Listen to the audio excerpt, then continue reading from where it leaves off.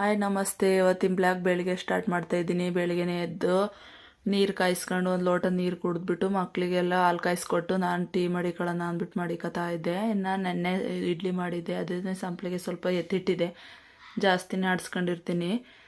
ಅದಕ್ಕೋಸ್ಕರ ಇವಾಗ ಪಡ್ಡು ಮಾಡಿಕೊಡೋಣ ಅಂದ್ಬಿಟ್ಟು ಪಡ್ಡು ಮಾಡಿಕೊಡ್ತಾ ಇದ್ದೀನಿ ಮಕ್ಕಳಿಗೆ.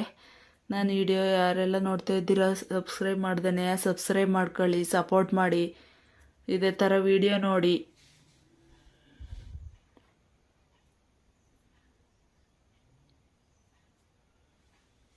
ಒಂದಿನ ಇಡ್ಲಿ, ಒಂದಿನ ದೋಸೆ, ಒಂದಿನ ಪಡ್ಡು ಅಂತ ಮಾಡಿಕೊಡ್ಬೇಕು ಮಕ್ಕಳಿಗೆ.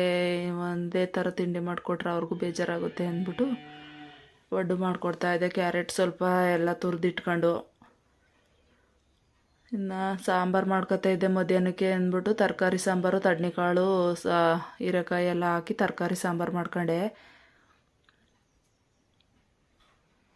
ಇನ್ನು ತೋಟದ ಹತ್ರ ಹೋಗ್ಬೇಕಲ್ವ ಅಂದ್ಬಿಟ್ಟು ಮಾಡಿಟ್ಕೊಂಡೆ.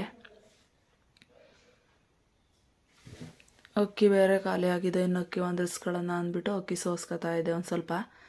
ಅದನ್ನು ಸೋಸಿಟ್ಬಿಟ್ಟು ಇನ್ನೂ ಹೊಲ್ದ ಹತ್ರಕ್ಕೆ ಬಂದೆ. ಇನ್ನು ಶುಂಠಿ ಹಾಕಿದ್ದೀನಿ. ನನ್ನ ವೀಡಿಯೋ ನೋಡೋರಿಗೆ ಗೊತ್ತಾಗಿರುತ್ತೆ, ನಾನು ಸ್ವಲ್ಪನೇ ಶುಂಠಿ ಹಾಕಿದ್ದು. ಅದಕ್ಕೆ ನಮ್ಮ ಮನೆಯವರೇ ಮಣ್ಣು ಹಾಕತ್ತವ್ರೆ ಸ್ವಲ್ಪ ಅಲ್ವಾ ಹಾಳೇನಕ್ಕೆ ಅಂದ್ಬಿಟ್ಟು ಅವರೇ ಸ್ವಲ್ಪ ಹಾಕತ್ತವ್ರೆ.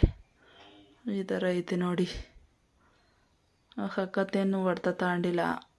ಇನ್ನು ಸಂಜಿಕೆ ಚಳಿ ಮಳೆ ಬರ್ತಿತ್ತಲ್ಲ ಅಂದ್ಬಿಟ್ಟು ರಾಗಿ ರೊಟ್ಟಿನೇ ಹಾಕೊಳ್ಳೋಣ ಅಂದ್ಬಿಟ್ಟು ರಾಗಿ ರೊಟ್ಟಿನೇ ಹಾಕೋತಾ ಇದ್ದೆ.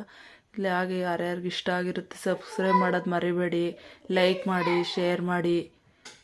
ವಿಡಿಯೋ ನೋಡಿ ಇದೇ ಥರ ಸಪೋರ್ಟ್ ಮಾಡಿ, ರೈತರು ಬೆಳೆಸಿ.